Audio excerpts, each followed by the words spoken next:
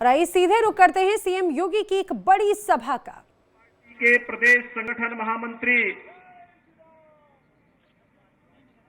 श्री अशोक कौल जी, प्रदेश महासचिव doctor DK. मनाल जी, प्रदेश प्रवक्ता श्री राजीव जसरोटिया जी, सुनील सेठी जी, जिला प्रभारी मुनीश शर्मा जी, जिलाध्यक्ष गोपाल महाजन जी, भारतीय जनता पार्टी के सभी पदाधिकारीगण, कठुआ से आए हुए मेरे सभी उपस्थित बहनों और भाइयों, आज इस पावन धरा को, जो हमारे सभी आराध्य देवों के साथ ही ऋषि मुनियों की साधना की पवित्र भूमि है, स्वतंत्रता संग्राम सेनानियों की भूमि है, एक भारत श्रेष्ठ भारत के लिए अपने आप को बलिदान करने वाले उन हुतात्माओं की भूमि है, स्वर्गीय बलदेव सिंह जी की भूमि है। इस धरा को नमन करते हुए मैं आप सबका हृदय से अभिनंदन करता हूं। बहनों और भाइयों, कल से ही वासंतिक नवरात्रि प्रारंभ हुई है। जगत जननी मां भगवती की उपासना का पर्व हमारा यह सनातन समाज वर्ष में 2 बार आदि शक्ति मां भगवती की उपासना करता है। याद करिए, ये शक्ति सृजन का अवसर होता है और ये 9 दिन हम सब सनातन धर्मावलंबियों के लिए उसी शक्ति को अर्चित करने का एक अवसर है। मैं इस अवसर पर यहां की इन पवित्र स्थलों को, माता त्रिपुर सुंदरी के पावन चरणों पर, यहां के शुक्राला माता के श्री चरणों में और माता वैष्णो के इस धाम को कोटि कोटि नमन करता हूं। महान स्वतंत्रता संग्राम सेनानी और महान योद्धा जनरल जोरावर सिंह को भी उनकी स्मृतियों को नमन करता हूं। बहनों और भाइयों, जब जम्मू कश्मीर की बात आती है तो भारत का सिरमौर, भारत का मुकुट हर व्यक्ति गर्व के साथ देखना चाहता है। जब जम्मू कश्मीर की बात आती है तो स्वतंत्र भारत के वे नारे एक बार फिर से गूंजते हुए दिखाई देते हैं कि जहां हुए बलिदान मुखर्जी, वह कश्मीर यही इन्हीं वादियों में नारे गूंजे थे। डॉक्टर श्यामा प्रसाद मुखर्जी ने इस सपने को साकार करने के लिए अपने आप को बलिदान किया था और बहनों और भाइयों, 70 वर्षों तक कोई सरकार निर्णय नहीं ले पाई। डॉक्टर जितेंद्र सिंह जी को आपने चुनाव जिता करके भेजा। मैं जानता हूं 2014 में हम दोनों साथ साथ सांसद थे और तब भी जब भी जम्मू कश्मीर की बात आती थी, बेझिझक एक सांसद के रूप में, एक मंत्री के रूप में बोलते थे कि मैं पहले वहां का नागरिक हूं, धारा 370 समाप्त होनी ही चाहिए और वहां का विकास होना ही चाहिए। और आज मैं बधाई देता हूं आप सबको, प्रधानमंत्री मोदी जी के प्रति आभार व्यक्त करता हूं, गृह मंत्री अमित शाह जी के प्रति आभार व्यक्त करता हूं, जिन्होंने आतंकवाद की इस जड़ को सदैव के लिए समाप्त करके आज कश्मीर में यह साबित कर दिया है कि दिल्ली का लाल किला हो या श्रीनगर का लाल चौक, चारों ओर उत्साह है, उमंग है, क्योंकि यह क्षेत्र आज विकास की मुख्य धारा के साथ जुड़ा हुआ है। बहनों और भाइयों, जो विकास है, आज आप देख रहे होंगे 4 लेन और 6 लेन की एक्सप्रेसवे, मेडिकल कॉलेजेस का संचालन, इंजीनियरिंग कॉलेज, यहां पर सिंचाई की सुविधा, हर घर नल की योजनाएं, ये सब हो ही रही है।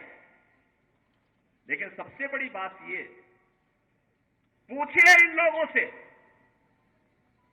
जो लोग इस देश के विभाजन के जिम्मेदार हैं। कांग्रेस से प्रश्न पूछा जाना चाहिए, आखिर हमारा हिंदुस्तान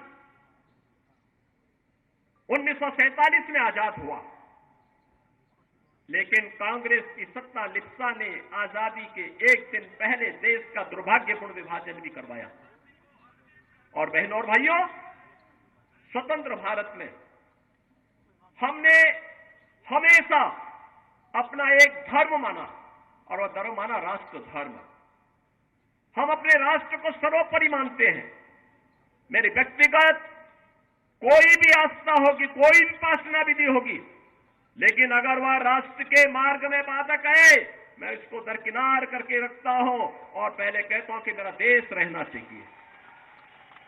मेरे लिए मेरे देश की स्वतंत्रता, मेरे देश की संप्रभुता और इसकी अखंडता सर्वोपरि रखती है।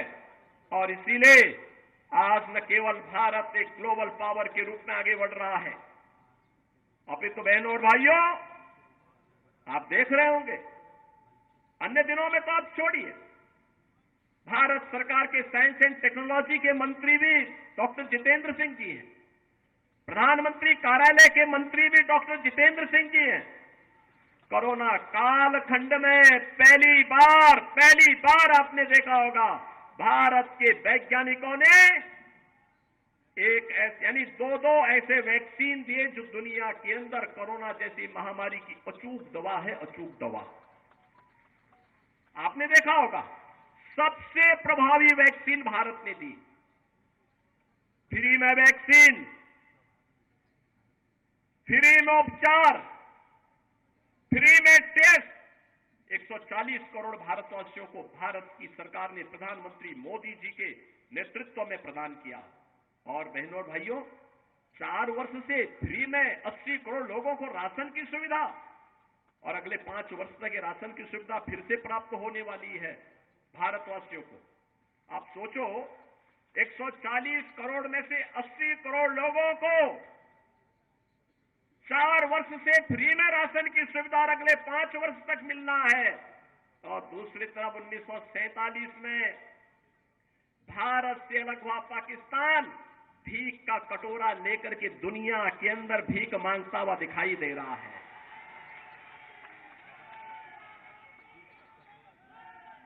आज आप देख रहे होंगे बदलते हुए भारत को। ये जो नया भारत है, बहनों और भाइयों, इस नए भारत को आज आप देख रहे होंगे, एक भारत श्रेष्ठ भारत।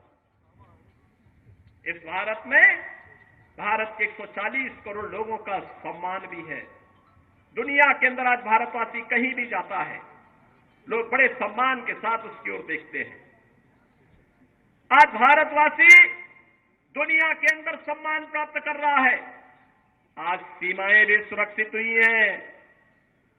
ऐसा नहीं कि अब कोई पाकिस्तान का व्यक्ति, कोई घुसपैठ करके हमारी सुरक्षा में सेंध लगाएगा,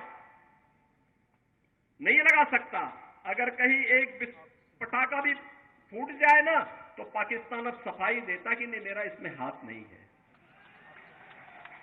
क्योंकि उसे मालूम है अगर कुछ हो गया तो फिर उसको लेने के देने पड़ेंगे।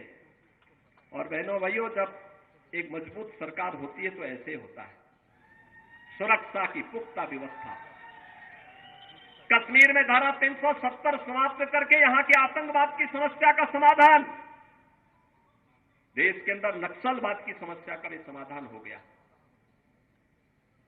सुरक्षा की बेहतर स्थिति है, इंफ्रास्ट्रक्चर, अत्याधुनिक इंफ्रास्ट्रक्चर आप देख रहे होंगे, कई highway, railway, metro, rapid rail, IIT, IIM, medical college, AIIMS जैसी सौगात आज देश को प्राप्त हो रही है। साइंस एंड टेक्नोलॉजी के नए नए केंद्र बन रहे हैं, अत्याधुनिक इंफ्रास्ट्रक्चर विकसित हो रहा है, बेहतरीन माहौल में भारत आगे की ओर बढ़ रहा है। और यही नहीं, इन सब स्थितियों को ध्यान में रखने के साथ ही गरीब कल्याणकारी योजनाओं की कोई सानी नहीं। आप देखते होंगे, न केवल जम्मू कश्मीर में, पूरे भारत के अंदर भी आप देखते होंगे 80 करोड़ लोग फ्री में राशन की सुविधा का लाभ प्राप्त कर रहे हैं। 60 करोड़ लोग आयुष्मान भारत में 5 लाख रुपए की स्वास्थ्य बीमा का कवर प्राप्त कर रहे हैं। 50 करोड़ लोगों को जनधन के अकाउंट खोले गए। 12 करोड़ अन्नदाता किसान प्रधानमंत्री किसान सम्मान निधि का लाभ प्राप्त कर रहा है। 12 करोड़ गरीबों के घर में शौचालय बने हैं। 10 करोड़ परिवारों को फ्री में उज्ज्वला योजना के सिलेंडर के कनेक्शन प्राप्त हुए हैं। बहनों और भाइयों, 4 करोड़ गरीबों के लिए प्रधानमंत्री आवास योजना भी बने हैं।